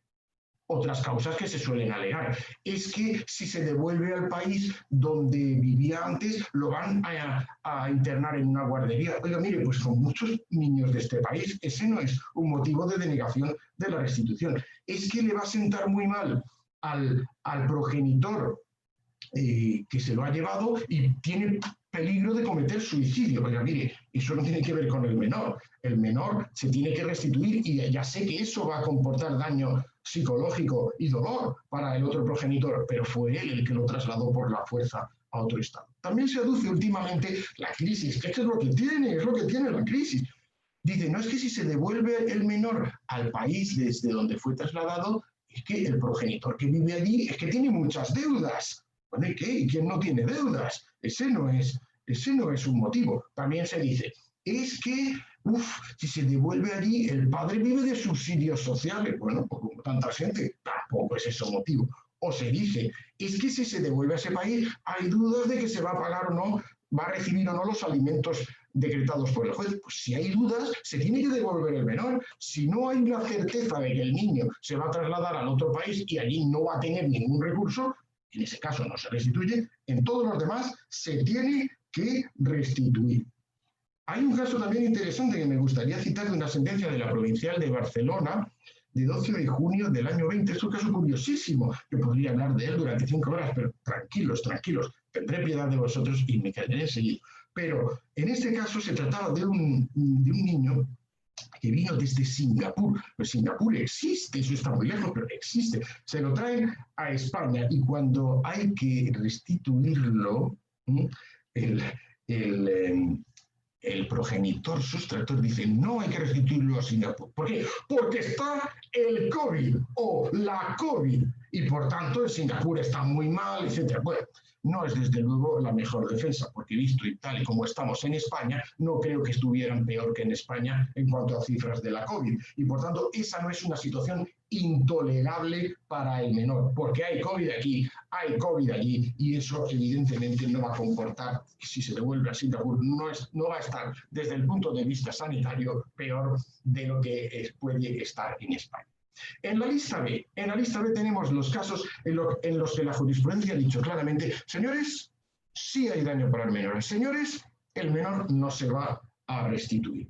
Primero, en el number one, en the top of the tops, está el peligro comprobado y probado de que si se restituye al niño puede sufrir malos tratos físicos o psíquicos. Esta es la causa FETEN para conseguir una denegación de la restitución. Pero ojo, eso hay que probarlo. Atestados policiales, condenas del cónyuge, del progenitor que haya ejercido violencia contra el menor, etcétera, etcétera. Más del 70% de los casos de sustracción internacional son madres que se llevan al niño porque huyen de los malos tratos del padre del crío sobre el propio crío. Y esto es muy cruel, pero es cierto. Segunda causa, lista B, number 2, tenemos el riesgo de que la restitución del menor suponga, por la fuerza de las cosas, porque a veces no puede ser de otra manera, una separación de este respecto del progenitor que siempre lo ha cuidado. Es lo que se llama el primary care, la doctrina del primary care, del cuidador primario del menor. En ese caso, el niño sufriría un daño real y, por tanto, tampoco hay que restituirlo. En tercer lugar, cuando se demuestra que el padre sufre abundantes, frecuentes y violentos episodios de falta de control y de ira descontrolada, convenientemente probados, aunque no haya malos tratos. Pero esto sería poner al niño en un peligro tremendo. Y luego, en cuarto lugar, esta es una sentencia de la Casación italiana muy interesante, de 8 de febrero del 2016, cuando devolver al niño a su país de residencia habitual primera supone colocarlo en un contexto de extraordinaria violencia física. Digo, no un hecho de violencia, sino un contexto de violencia física o emocional que es extraordinariamente perjudicial para el menor. Fijaros, el caso fue muy cruel. Es un padre padre italiano que se lleva a la niña desde Hungría a Italia. Entonces se intenta, es la madre se lo lleva desde Hungría a Italia y el padre húngaro pide la restitución. Es verdad que el niño vivía habitualmente en Hungría, pero se demuestra que es que el padre regentaba un burdel y que la niña había estado viviendo en el burdel. Y por tanto, viendo allí, pues ciertamente algo que no es muy edificante para su educación. El tribunal Supremo italiano denegó con toda la razón la restitución de esa menor. Y luego tenemos la lista C. En la lista C, pues gris, la zona gris, ni chicha ni limonada. Tenemos jurisprudencia muy dividida, hay de todo. Por ejemplo, el terrorismo. Es que si se restituye el menor a un país, allí hay fuerte actividad terrorista. Hay un caso muy famoso de una española que se trajo a 5 niños desde Israel a Gijón y dijo, no los devuelvo porque en Israel caen bombas. Pero claro, que Israel no es lo mismo Tel Aviv o Jerusalén que la franja de Gaza. Si vives en la franja de Gaza, pues prácticamente no necesitas comprarte un encendedor, porque con las bombas que caen tienes siempre fuego por todas partes. Por tanto, hay que distinguir. Si es en la franja de Gaza, peligro para el menor, no se restituye. Si es en Jerusalén o es en Tel Aviv, no hay ninguna razón para denegar la restitución. Cuando el retorno supone la separación entre hermanos, la jurisprudencia está dividida. Algunos dicen, esto es un daño muy grande para el menor y no lo voy a restituir porque si no, no va a volver a ver a los hermanos. Otros dicen, no va a pasarle nada, el menor no va a sufrir, que se devuelva. Luego, finalmente, también contaré otro caso, un caso que se da mucho en los Estados Unidos. En los Estados Unidos es un país que tiene muchos fugitivos de la justicia. Entonces resulta que el niño vive con sus dos progenitores y uno de ellos sustrae al menor y se lo lleva a otro país, pongamos por ejemplo a España. Pero el progenitor que pide la restitución luego desaparece porque frecuentemente es un fugitivo de la justicia. ¿Qué voy a hacer? ¿Devolver el niño a los Estados Unidos para que no esté con su padre? Y quién sabe si está en Yellowstone, perdido en los bosques, huyendo de la justicia. Aquí la jurisprudencia se halla también muy dividida. Bueno, pues voy a terminar con algunas conclusiones operativas que quizás os pueden servir de reflexión para aplicar cada vez mejor este convenio de La Haya y este artículo del mismo. Primera conclusión, lo más importante del convenio es su artículo 13b, en la existencia de que, la circunstancia de que la restitución del menor lo exponga a un peligro físico o psíquico. Hay que concentrarse en este artículo. En segundo lugar, claro, el artículo es muy parco, dice lo que dice y que os acabo de leer, pero ¿dónde, por tanto, está el desarrollo de ese precepto? ¿Dónde está la explicación? ¿Dónde está la concreción de ese precepto? Pues yo os lo voy a decir, en la jurisprudencia. Hay que estudiar jurisprudencia. Toda la española y fundamentalmente la del Tribunal Constitucional, que tiene un par de resoluciones muy interesantes, y sobre todo la del Tribunal Supremo. El Tribunal Supremo aquí no se equivoca. No le he leído ni un auto ni una sentencia mala. Yo he leído jurisprudencia horrorosa, pero nunca del Tribunal Supremo en relación con este convenio. Y luego también otro dato. Aquí, en este aspecto, es uno de los cuales en donde sí hay que estudiar jurisprudencia extranjera. ¿Por qué?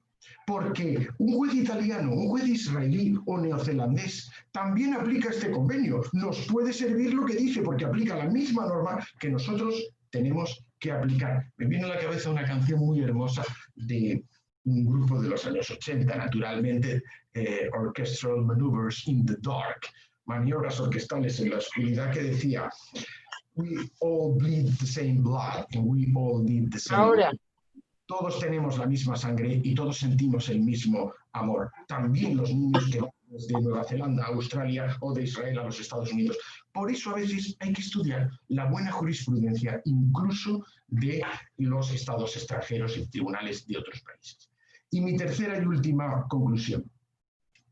Tenedlo siempre presente y sé que lo vais a hacer y sé que lo hacéis cada día cuando os ponéis la toga y defendéis a los menores ante los tribunales. A los clientes hay que tratarlos siempre con transparencia, con honestidad profesional y con unos valores muy claros. Y hay que decir siempre a los clientes, lo primero es el menor. Lo primero es el interés del menor. Eso es siempre lo más importante, su bienestar físico y su equilibrio emocional, por encima de los intereses del padre o de la madre o de la familia o de los estados.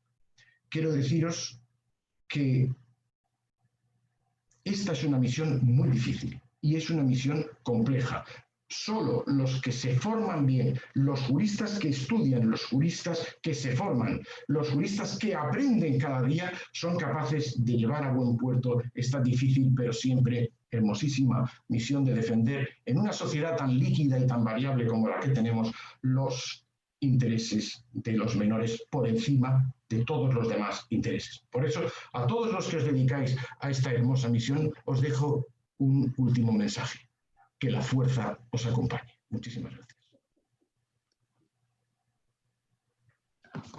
Muchísimas gracias, Javier. Siempre es un placer oírte. Nos faltaba esta frase final, que ya es un clásico en tus conferencias, así que, bueno, te has portado bien porque te he enviado por el chat un pequeño toque, pero efectivamente, es decir, bien, creo que estamos aquí todos en el mismo barco en defender la mejor interpretación del convenio en interés del menor y que ha sido súper ilustrativa tu explicación y sin más por aquello de seguir on time, le doy la palabra a Adriana para que presente a la magistrada Dolors Viñas.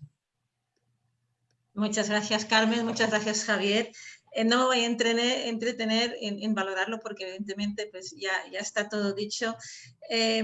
Ahora va a hablar Dolors Viñas Maestre, creo que también todos la conocemos, magistrada de la sección 18 de familia de la Audiencia Provincial de Barcelona. Dolors, ahora mismo no te veo, pero supongo que estarás por ahí, aunque yo no te vea. Ya te he visto, ya te he visto. Tienes que activar tu micrófono. Lista. Ahí está. Dolors, yo creo que solo preguntarte una cosa, creo que vas a empezar con lo que ha terminado Javier, que es que lo primero es el interés del menor. Creo que también los retos que nos quedan por delante del convenio son del interés del menor, así que ya sin más te paso la palabra y a ver lo que nos cuentas. Muy bien, muchas gracias. ¿Se me oye bien? Sí, perfectamente. ¿Sí?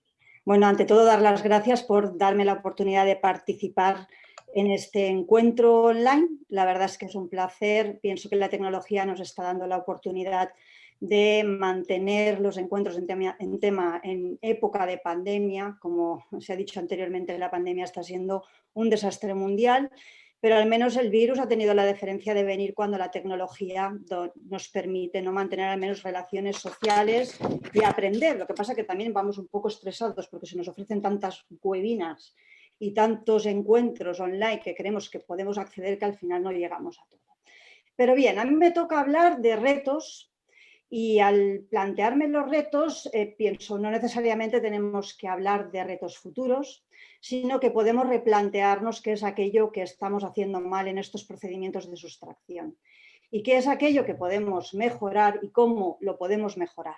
Como en otros ámbitos de la vida, más vale prevenir que curar y más vale estudiar, analizar todas aquellas medidas que podemos adoptar para evitar los procedimientos de sustracción o para tramitarlos de manera menos traumática para los menores. Para poder prevenir tenemos que determinar aquello de lo que tenemos que partir, ¿no? ¿Cuál es el estado actual de situación? Aquí voy a repetir ideas que ya se han dicho antes, pero las digo rápidamente y de forma sistemática. Tenemos un procedimiento de sustracción que tiene como única y principal finalidad restituir al menor sustraído al estado de su residencia habitual. El traslado sustracción se considera como una vía de hecho, ¿no? Ya en el informe Pérez Vera se dice que es una vía de hecho para crear vínculos artificiales de competencia judicial internacional. Segunda idea que ha sido que se ha destacado antes es que en estos procedimientos clarísimamente el legislador internacional identifica el interés del menor con la restitución. ¿Qué es lo que le interesa al menor? Que se vuelva a su estado anterior. Y por tanto, en la valoración de este procedimiento, en la valoración a los que nos toca valorar el interés del menor en la práctica, ya tenemos un contenido determinado. O sea, lo importante es la restitución, la excepción es eso, la excepción. Y por tanto, tiene que ser de interpretación restrictiva. Pero dicho esto, creo que los profesionales, ¿no? Todos aquellos operadores jurídicos que intervenimos en este tipo de procedimientos y nos encontramos de cara con los progenitores y con el menor, nos enfrentamos a veces a situaciones que percibimos realmente traumáticas para todos los miembros de la familia.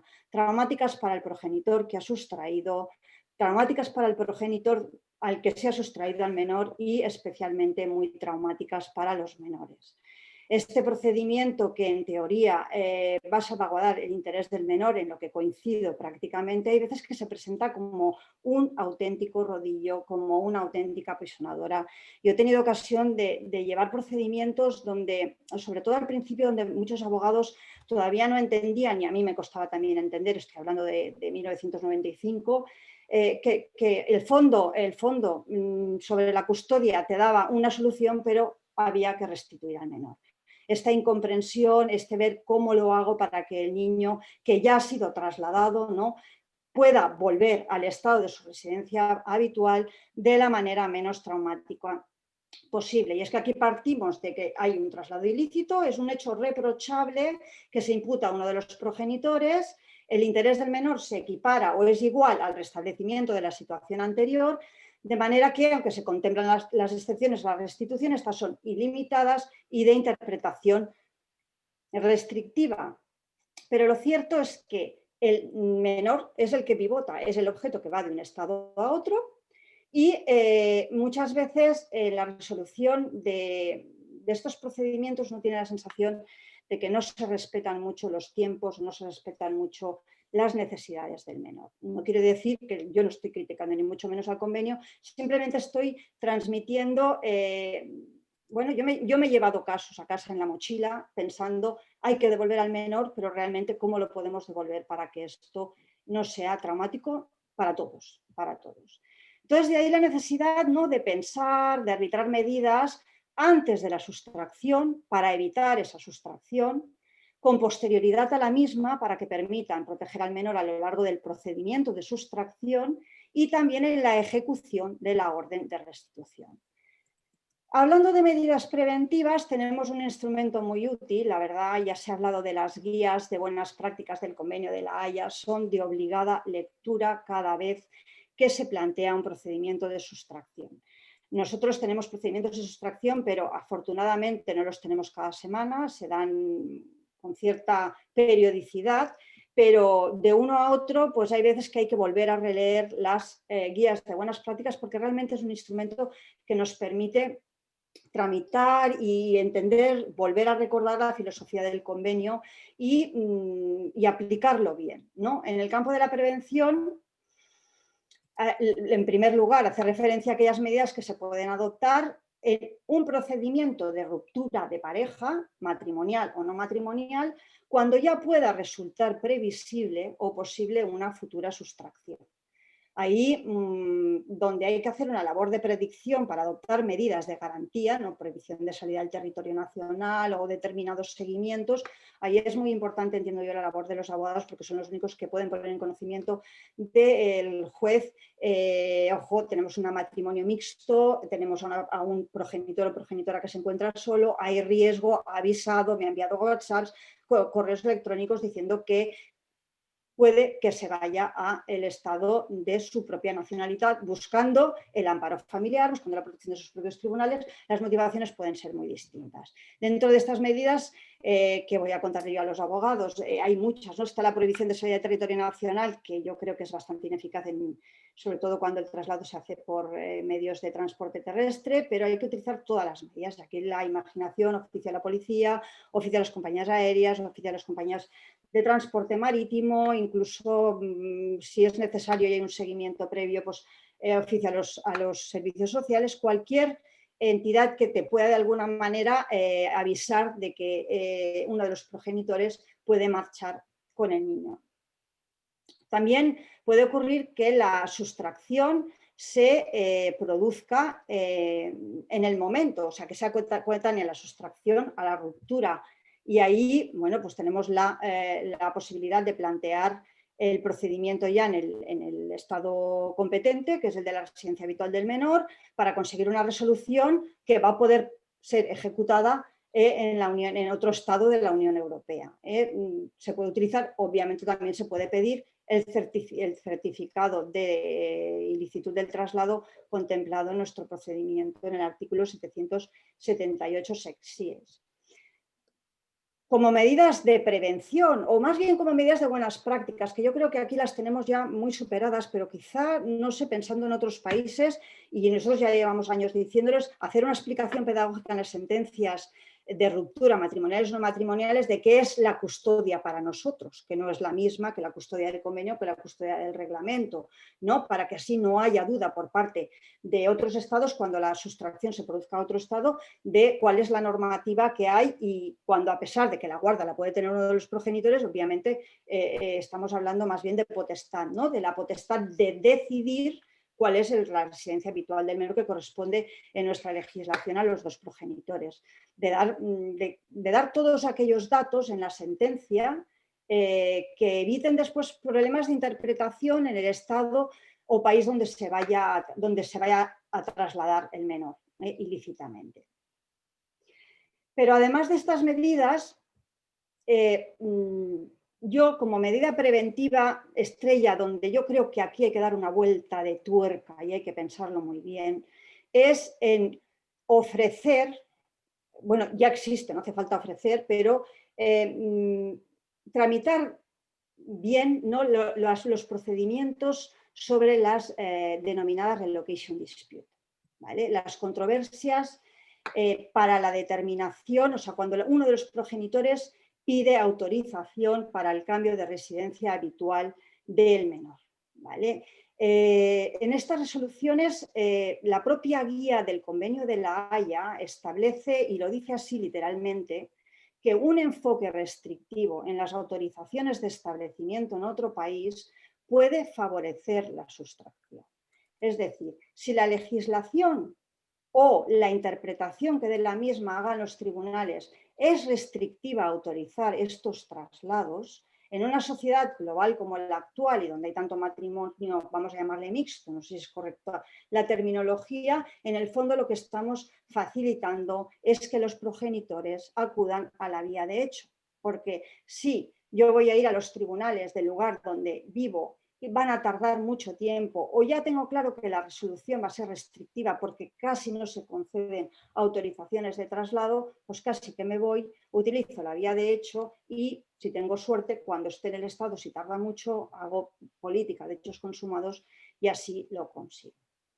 En nuestra legislación tenemos dos problemas, quizá más, ¿no? Pero yo he identificado dos importantes al enfrentarnos ante estas cuestiones de la relocation dispute. Primero, el tema del procedimiento, que no está del todo solucionado. Si vamos por la vía de la jurisdicción voluntaria, el procedimiento más rápido, o vamos al procedimiento bien de ruptura, ¿no?, matrimonial o no matrimonial, o de modificación en el caso de que haya una regulación anterior. El parecer mayoritario, por lo que hemos hablado en otros encuentros y en otros foros, es que como un cambio de residencia habitual a otro estado comporta una modificación de toda la estructura familiar y en el caso de que haya una regulación concreta de visitas, de pensiones, de todo, lo cambia todo, el procedimiento, desde luego, adecuado es el de modificación de medidas. Puede ocurrir en ocasiones que el progenitor que quiera marcharse pues haya tenido una oferta de trabajo laboral, por citar una de las motivaciones que a veces alegan, y necesite marcharse ya, ¿no?, o al mes siguiente. En esos casos, bueno, también puede utilizar las medidas provisionales dentro de lo que es el procedimiento de modificación o de ruptura si no hay regulación anterior, o ir a la jurisdicción voluntaria y ofrecer que después se plantee el procedimiento de modificación. Pero yo creo que más que una jurisdicción voluntaria, ir a un procedimiento declarativo que es también de mayores garantías. Otro problema que tenemos en nuestra ley es que la ley sustantiva no determina, no identifica, no nos relaciona los elementos de ponderación para resolver una petición de traslado o de cambio de residencia habitual del menor, ni elementos que nos permitan dotar en estos procedimientos de contenido el interés del menor en cada caso. Tenemos criterios para determinar la modalidad de guardas, si puede ser compartida o no. El Tribunal Supremo los ha determinado en muchísimas sentencias cuando es aplicable el Código Civil. Las legislaciones autonómicas desde luego establecen toda una serie de criterios que además chequeamos cada vez que tenemos que resolver y como mínimo permiten también a los abogados a la hora de preparar una demanda pues que hagan el propio chequeo de sus criterios. Estos criterios no los tenemos para resolver este tipo de controversias y ello incrementa el riesgo de decisiones arbitrarias o sesgadas por parte de los tribunales, dificulta a su vez la predicción de la respuesta judicial y por tanto los acuerdos, ¿no? Y genera bastante inseguridad jurídica. Entonces, a la hora de buscar criterios, que no siempre son, bueno, es que es sentido común, sí, sentido común, pero ya sabemos que el sentido común a veces no se tiene o cada persona tiene el suyo. Tenemos la Comisión para el Derecho Europeo de Familia, que elaboró unos principios de derecho europeo de familia relativos a la responsabilidad parental. Dentro de estos principios, y bajo el epígrafe de contenidos de la responsabilidad parental, se establecen una serie de factores, ¿no? Se dicen, bueno, factores que la autoridad competente debe tener especialmente en cuenta para la toma de decisión, ¿no? Y entre estos factores habla qué tiene que tener en cuenta la autoridad judicial para resolver si autoriza o no un traslado, ¿no? Un cambio de residencia habitual de un niño. Pues la edad y la opinión del niño, el derecho del niño a mantener relaciones personales con los titulares de la responsabilidad parental. Este es un elemento que desde luego se tiene que ponderar y valorar cada vez que tenemos que resolver si autorizamos o no. Si se va a garantizar el derecho del niño con el progenitor que se queda, o al contrario, si no lo autorizamos y se nos va el progenitor, ¿cómo se va a relacionar también con el que se va? Otro de los factores que señala la Comisión es la capacidad y voluntad de los titulares de la responsabilidad parental para cooperar. Será más fácil autorizar un traslado si los progenitores tienen capacidad para cooperar. Ojo, capacidad para cooperar, no quiere decir que tenga que cooperar dentro del mismo procedimiento, porque ahí están discutiendo. La situación personal de los titulares de la responsabilidad parental, el tema de las habilidades parentales, la distancia geográfica y las facilidades de acceso y la libre circulación de las personas. Estos criterios se han recogido por algunas sentencias del Tribunal Superior de Justicia de Cataluña. Los hemos recogido también la Audiencia Provincial de Barcelona, tanto la sección 18 como la sección 12. Hacemos referencia también a unos criterios que se fijaron en una reunión de Washington, pero ahí sí que la lista de criterios es muy larga y muy particularizada, con lo cual también me hago referencia a los de la comisión, pero también son interesantes de leer. Y luego la literatura científica en psicología también nos da muchos más criterios, ¿no? Porque también en algunos casos nos podemos ver obligados a ponderar pues, situación sanitaria del niño, cobertura médica en el país donde se lo quiere llevar, o sea, toda una serie de particularidades que ya no son en general, sino más bien del tema concreto. Y yo aquí, de una manera rápida y general, he extraído algunos criterios de sentencias tanto del Tribunal Supremo como de audiencias provinciales, para ver un poco también por dónde vamos los tribunales, ¿no? Por dónde va la jurisprudencia mayor y a la denominada, no sé si bien o mal denominada, jurisprudencia menor. Uno de los criterios que se ve en muchas sentencias es el de dar preferencia o sea, el de dar la razón autorizar el traslado cuando quien lo solicita es el progenitor o la progenitora guardadora. ¿Vale? Todavía tenemos supuestos, hay muchas custodias compartidas, pero también, todavía tenemos muchos casos donde la guarda la suele tener la madre. Entonces, cuando la autorización la pide la progenitora custodia y tenemos al otro lado un progenitor que no está suficientemente presente, ¿vale? Aquí se da claramente preferencia, se dice, por una razón muy clara, es decir, yo pido autorización para cambiar la residencia habitual del menor o de los menores y soy el progenitor o la progenitora guardadora. Si no se me da la autorización, el tribunal lo que no puede limitar es mi derecho de circulación. Por tanto, yo me puedo marchar igual. Con lo cual, para denegarme esa autorización, tiene que haber otro progenitor o progenitora, el que se queda, que pueda asumir de una manera práctica y en interés del menor esa guarda. Lo que no puedo decirle al progenitor o progenitora que pide el traslado es no te lo autorizo, pero tú no te vas porque no tengo a su vez otro progenitor al que dar la guarda. Y esto lo tenemos que tener claro a la hora de plantearlo y a la hora de resolver.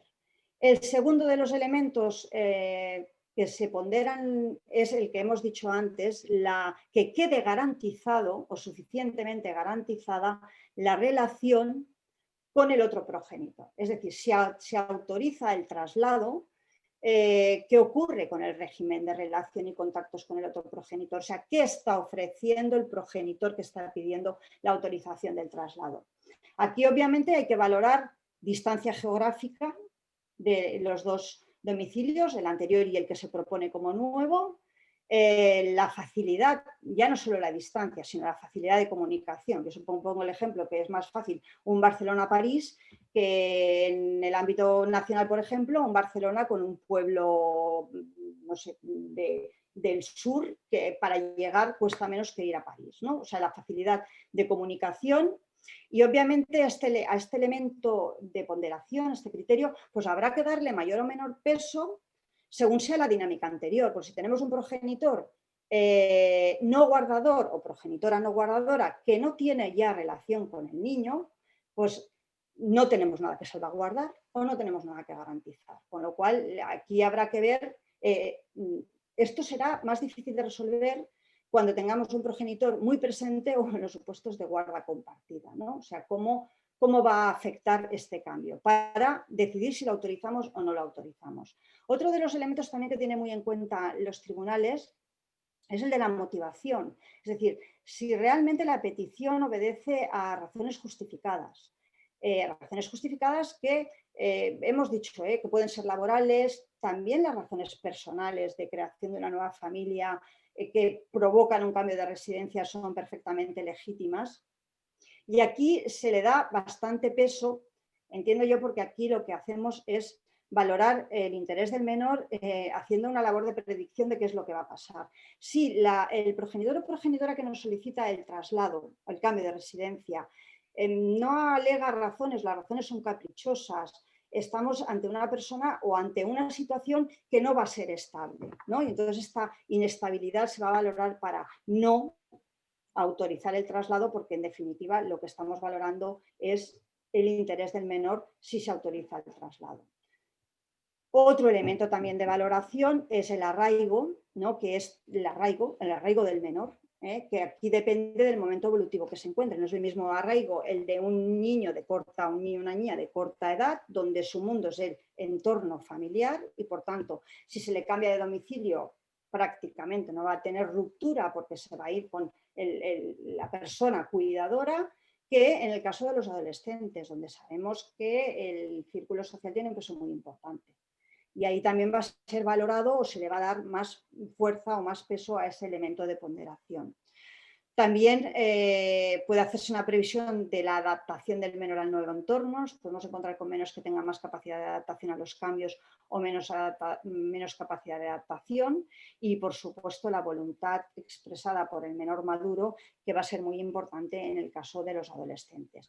Y estos son un poco los criterios que se van barajando, yo veo de manera repetida en las resoluciones, pero pueden haber muchos más. Yo estoy pensando que a lo mejor nos podemos encontrar con el caso de un progenitor que plantea el cambio de residencia habitual de un adolescente que se encuentra a lo mejor en riesgo de exclusión o riesgo de marginación en el lugar donde se encuentra. Es decir, hay toda una serie de elementos para poder resolver, pero yo insisto que el legislador podría de alguna manera determinar estos factores porque nos facilitaría a todos la resolución de los mismos y estoy convencida de que son resoluciones difíciles, o sea que se acuerde lo que se acuerde, se autoriza el traslado o no se autoriza el traslado, nunca la solución va a ser óptima para toda la familia, ni tampoco óptima para el menor, pero yo creo que siempre va a ser menos traumático y más óptimo la solución que podamos dar en un procedimiento de relocation dispute que la solución que se da a posteriori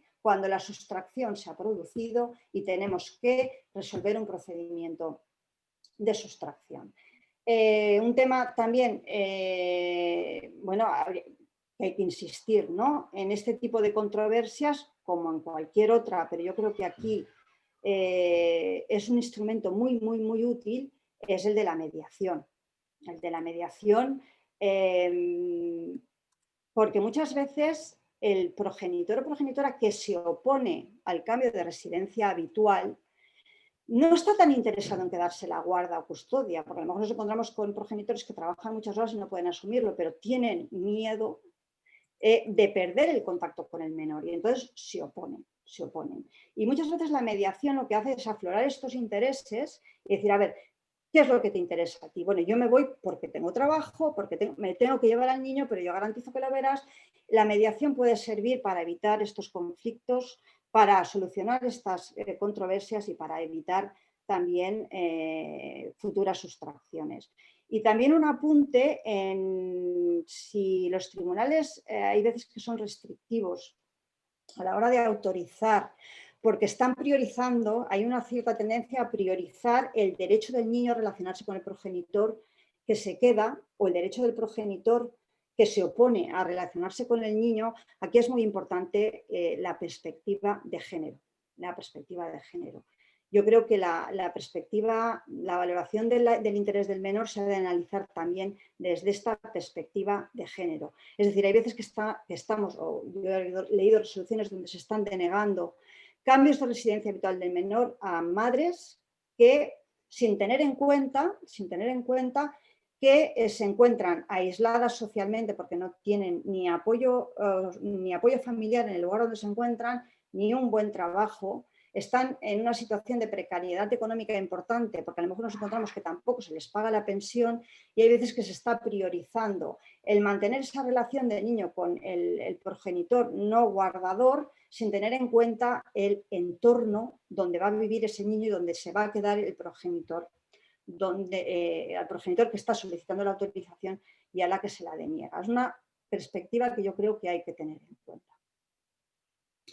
Estábamos hablando de la mediación y la mediación, bueno, se puede utilizar aquí, también se puede solicitar o incluir en los convenios y desde luego acordar la autoridad judicial, el juez, al dictar la sentencia de la ruptura, como medio también de prevención, cuando se vea que realmente puede haber riesgo de sustracción, pues establecer en la sentencia el mecanismo de mediación antes de plantear un procedimiento de cambio de residencia habitual. Yo creo que la mediación la tenemos que utilizar como instrumento, al menos intentarlo. Y desde luego también, lo que pasa que yo ya me voy de lo que es de lo que se me ha encargado, desde luego también durante el procedimiento de mediación, que también hay una guía de buenas prácticas donde explica cómo, ¿no? Cómo introducir la mediación dentro del procedimiento. Yo creo que me quedan 5 minutos y quería hacer también, y lo voy a intentar hacer rápido, hacer referencia, ya no son medidas preventivas, sino medidas que van a facilitar, yo creo, o van a evitar o van a acompañar al menor en el procedimiento cuando se da la orden de restitución. Y que la Audiencia Provincial de Barcelona en varias resoluciones ya lo estamos diciendo y lo estamos utilizando. ¿Qué es lo que dice el convenio? Que se ha de restituir al menor. Pero el convenio lo dice que se haga de entregar el niño al progenitor que está solicitando la restitución. ¿Vale? Con lo cual, podemos, y la guía de buenas prácticas de ejecución así lo contempla, se puede ordenar la restitución de formas muy diferentes. Y cuando no tenemos una petición concreta y tampoco conocemos muy bien cómo se va a actuar por parte del progenitor que tiene que cumplir la orden de restitución, se pueden establecer medidas en escalada. O sea, medidas en escalada de, primero, restituimos al menor al estado de su actual, o sea, de la residencia habitual, pero que sea el progenitor o la progenitora sustractora la que en un determinado plazo acompañe al niño y entre tanto ponga el procedimiento, si es que no se ha iniciado ya procedimiento, en el estado donde tiene que restituirlo y que es el competente para resolver sobre esta cuestión. Si no lo hace en el plazo que se le dé, que entregue al menor al progenitor o a la persona designada por este progenitor. Si no es posible esta forma de actuar, que se entregue a las autoridades a través de los... Hay veces que se puede plantear la entrega a través de los servicios sociales.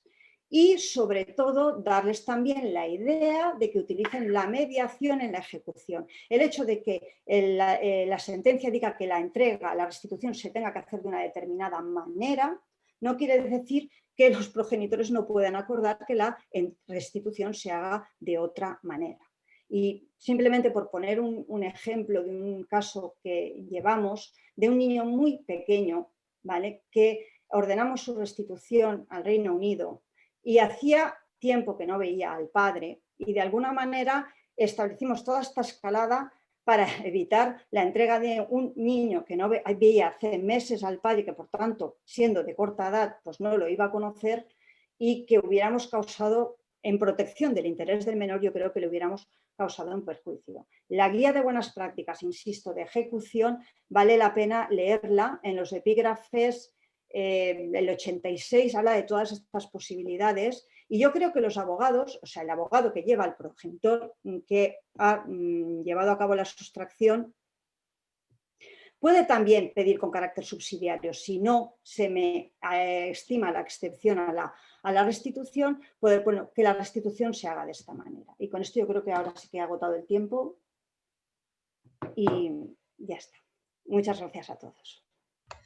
Bueno, muchísimas gracias, Dolors. Ha estado muy interesante. Yo creo que efectivamente tenemos que intentar buscar precisamente evitar el retorno traumático de los niños, ¿no? Porque creo que todos, no sé si habéis estado a veces presente en una entrega de un niño, y yo, vamos, siempre que me toca, me pasa, lo llevo fatal y me gusta muchísimo más buscar la vida de hacerlo preventivamente, es decir, se pide el traslado, que la ley lo prevé y efectivamente echamos de menos unos criterios, ¿no? También para dar seguridad a los progenitores y decir, oye, pues se puede pedir o se puede no pedir. En cuanto a la mediación, aquí voy a lanzar otra idea, que es que cada vez se lleva también más, que son los abogados colaborativos, que viene muy bien porque así no es tanto la mediación que lo dejas a los padres, sino que son los abogados que se implican también y creo que también puede funcionar, ¿no? Porque se busca una solución un poco diferente a que decida el juez, porque como todos habéis dicho, los jueces lo tienen muy difícil, esas son decisiones muy complicadas y el retorno del niño puede ser muy complicado. Así que quería abrir una ronda de preguntas súper breve porque nos quedan 8 minutos según mi reloj y yo quiero ser puntual, es lo que debo a todos los que están presentes y también los ponentes. Así que una ronda rapidita, yo creo que todos podéis activar el micrófono si queréis decir algo, pues os lo dejo a todos abierto. Yo solo quiero dar las gracias. Muy bien, Cristina, muy bien, eso siempre está bien. Sime, por haber hecho este acto.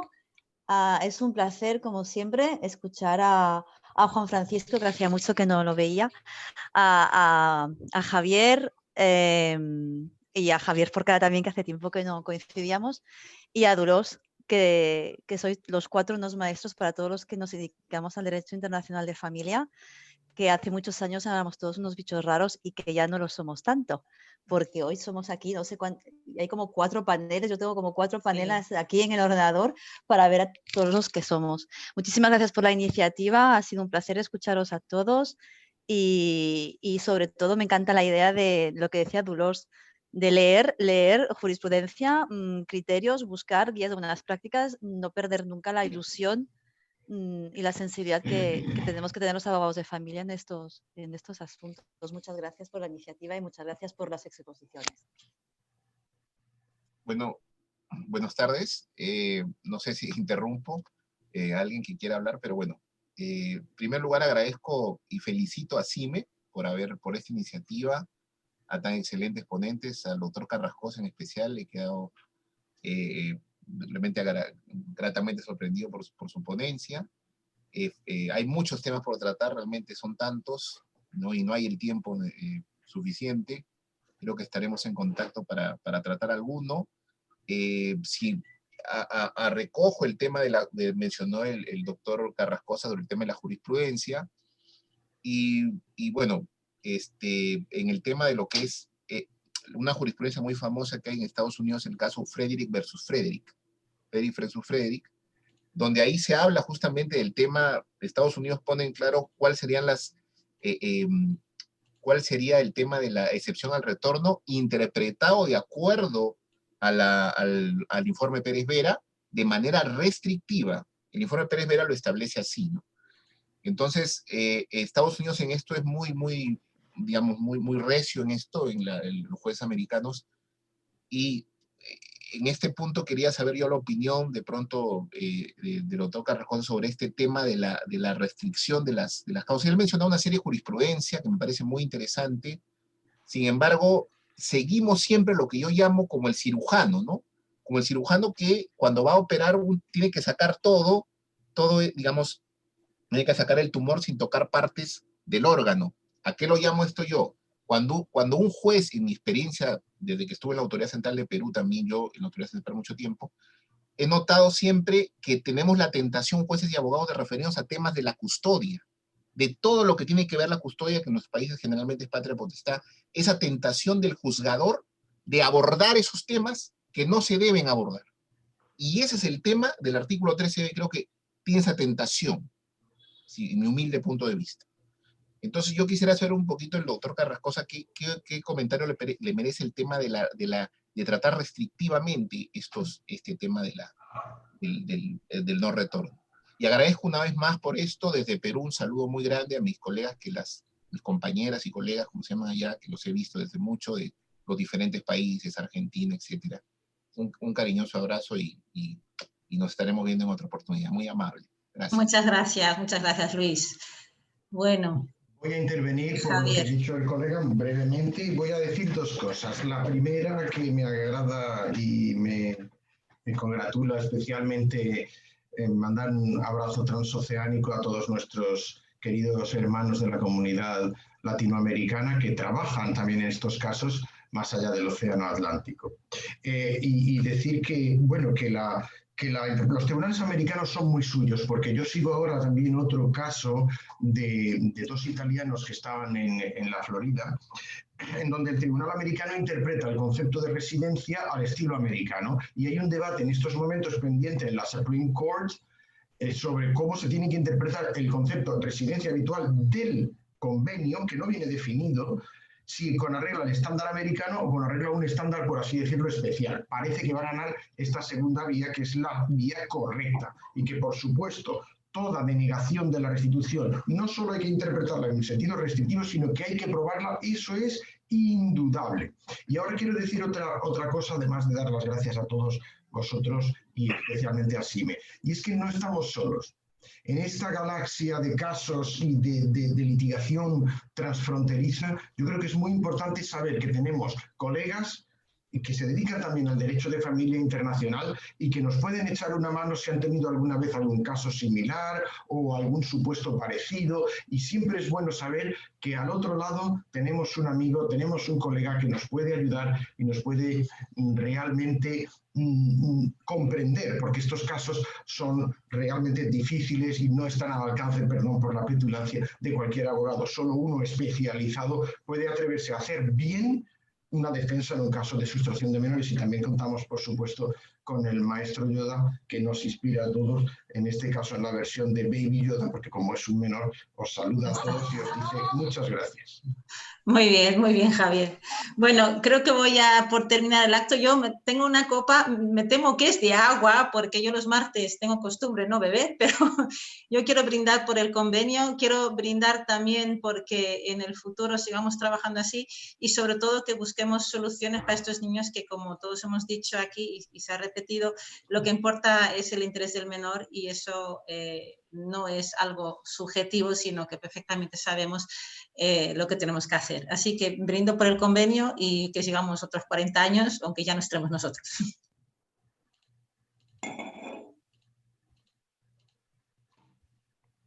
Chin, chin. Chin, chin, eso. Chin, chin. Muchas gracias a todos. Gracias a todos. Muchas gracias. Juan Francisco, tú sí que eres listo con la copa de vino. Se me dio esa instrucción y estaba preparado. Ah, vale. Gracias a los ponentes y a los organizadores. Gracias, un beso. Gracias. Un gusto verlo a todos. Gracias. Hasta luego. En el Inca País. Gracias. Arturo.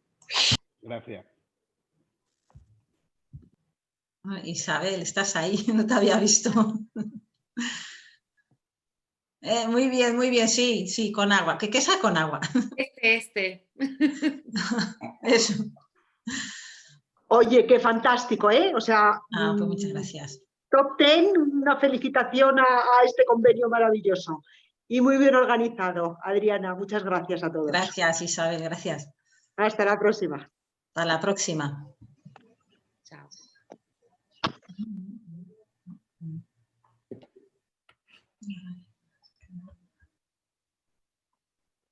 Cuidaros mucho. Cuídate, adiós, Cristina. Que vaya todo muy bien, muchas gracias. Gracias, muchas gracias, Dolores, ha estado muy bien, me ha encantado.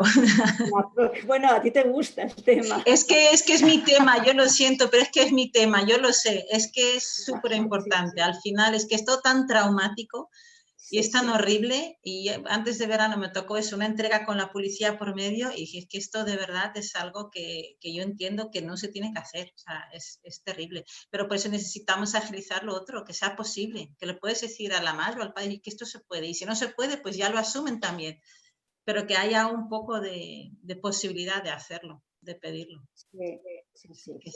Hay que trabajar en esa línea, yo creo. Yo también. Muy bien. Muy bien. Buenas noches. Venga, adiós. Adiós, muchas gracias.